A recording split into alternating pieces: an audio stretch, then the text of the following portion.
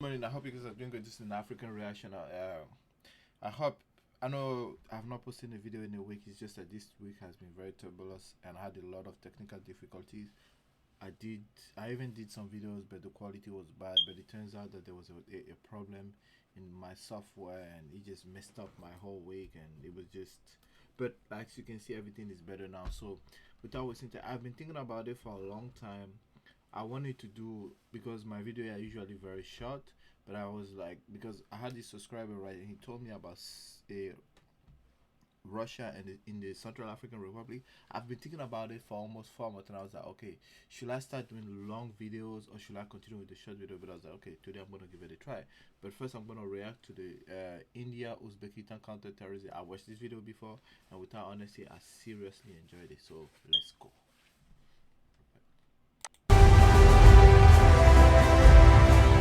India and Uzbekistan, two countries bound historically through trade and commerce via the Silk Route, today share a common goal to exterminate terrorism and bring peace to the world. To achieve this aim, both the countries have initiated a strong defense cooperation plan. In 2019, Indian and Uzbek contingents participated in Exercise Dustlik 1 at Tashkent, Uzbekistan.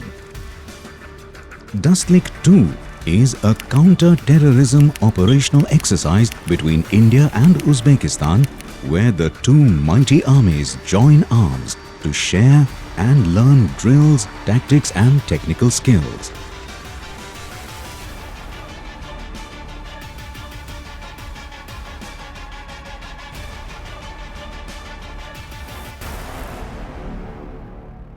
On the 7th of March 2021, a contingent each from the Uzbek Army and 13 Kumaon Rezangla Battalion travelled to the foreign training node of the Indian Army located at Chaubatia, Ranikhet, a rugged landscape on the mighty Himalayas.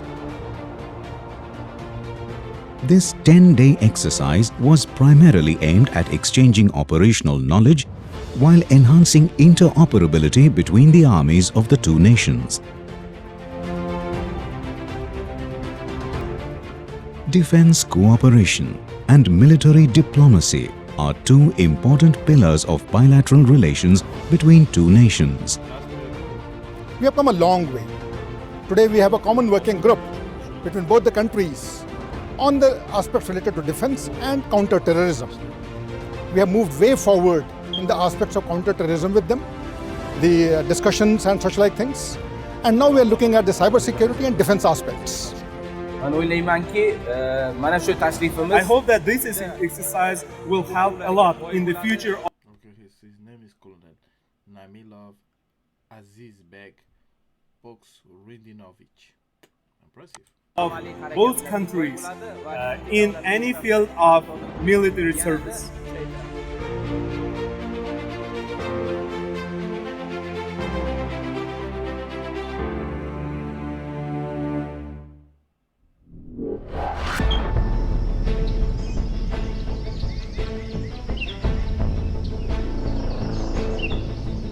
Armies of every nation possess unique expertise owing to the threats they face.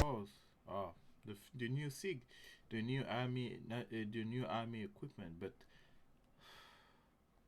why are they still wearing a tactical vest? Okay, let's continue. And terrain they inhabit.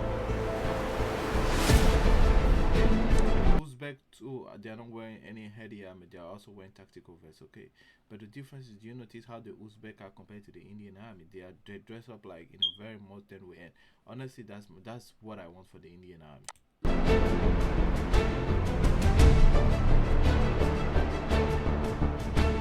The Indian Army's expertise in city ops is world renowned. Therefore, we shared with them our concept of. So this is called, I think this is Commander Phil Rao. So this is the commander of the Phil Rao Brigade. Okay. People-friendly operations. Let me Phil Lora. Okay, Phil Lora Brigade. Therefore, we shared with them our concept of people-friendly operations and the entire gambit of city ops. I like this. I always wonder why do they always put the bottles on the gun. I never understand. I've seen a lot of Indian soldiers do it. I genuinely don't know what it is, but I like this. To be honest, I like this. I would have wanted the upper uniform to be replaced with the one the Uzbek are wearing, pretty light, with a tactical, probably a tactical this thing here, and because I like these glasses, tactical helmet, but this tactical helmet, I think they should buy the new American one, which goes the other way. Let's continue. Over the next few days, soldiers from both countries rehearsed their Okay, this is great. This is particularly great, but this need optics. I'm going to be doing more video on it. Over the next few days, soldiers from both countries rehearsed their drills and techniques. Over the next few Are they using him as a human shield? That is quite of interesting. days, soldiers from both countries rehearsed their drills and techniques for the conduct of counter-terrorist operations.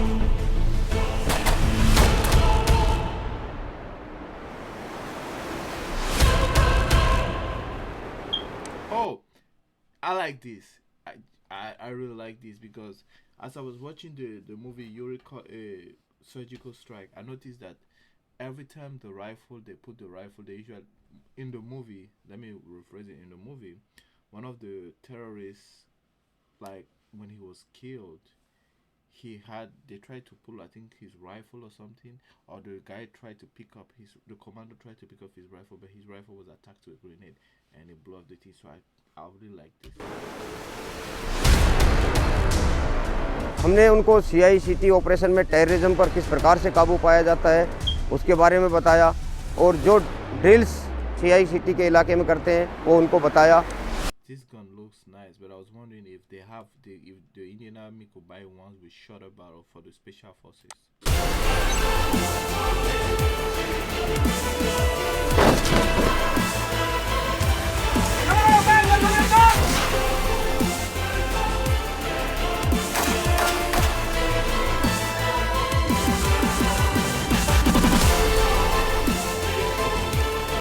I love the tactical knee pad, gloves, both tactical knee pad, nice one. But the only thing I don't like is the vest. And like I always say, the uniform is good, but I think the Indian Army. I know the Indian Army has developed a new military, but I would have preferred. Let's get to the Uzbek. I'll show you guys.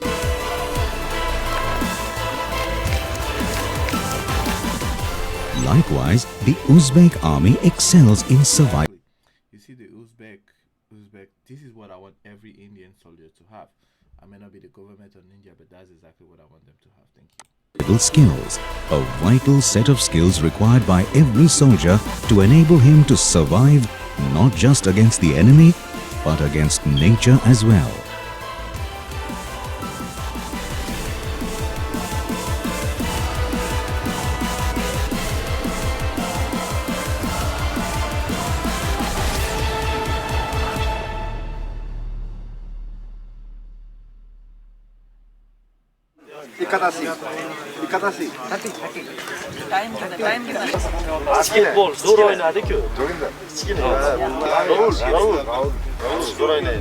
In the following 10 days that the troops stay and interact with each other, an unspoken bond is formed between the soldiers.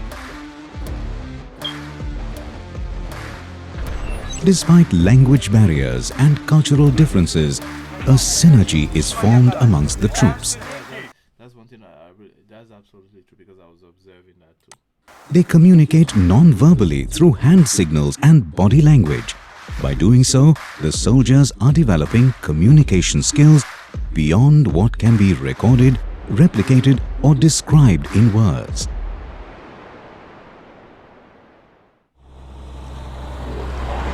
The Indian Army contingent also showcased the drills while establishing a mobile checkpost. NVCP is a vital part of counter-terrorism operations, Yeah, especially in Kashmir, yes. since terrorists use vehicles for movement, transport of arms and ammunition, and to escape the checkposts of security forces.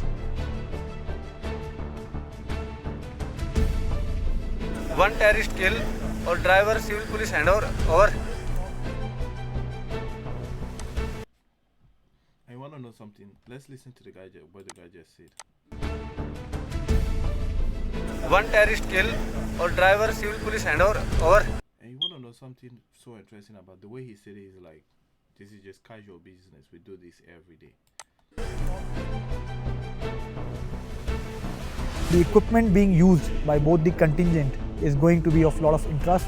They were very keen about knowing our expertise in terms of the equipment, technology, and especially related to gaining surveillance of the area. No, please. I talked about it the last time. The Gustav gun has to be replaced by javelins. No.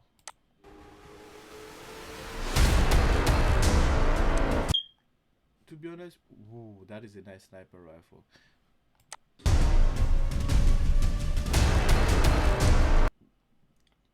Efficient gun. Great.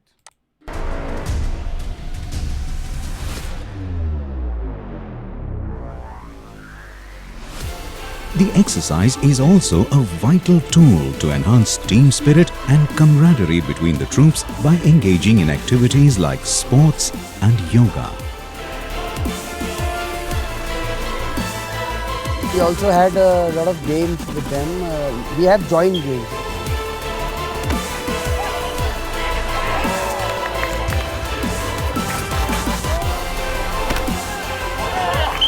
The best part of this, joint games was the tug of war, wherein we had got a small competition between all the sections.